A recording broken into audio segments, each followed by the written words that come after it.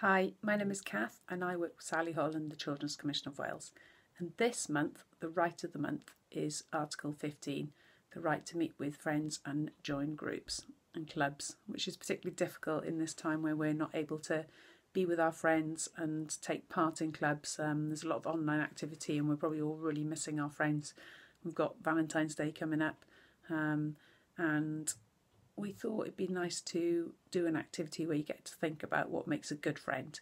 So I'd like you to draw around your hand on a piece of paper, and on each of your digits write down one quality that makes a good friend. So you have to think about 5 things, and then in the middle in your palm you could draw a picture of your friend, and maybe you can send that via a message on a phone or with parent support to your friend to remind them that they're your friend and we're appreciating our friends even if it's not in real life.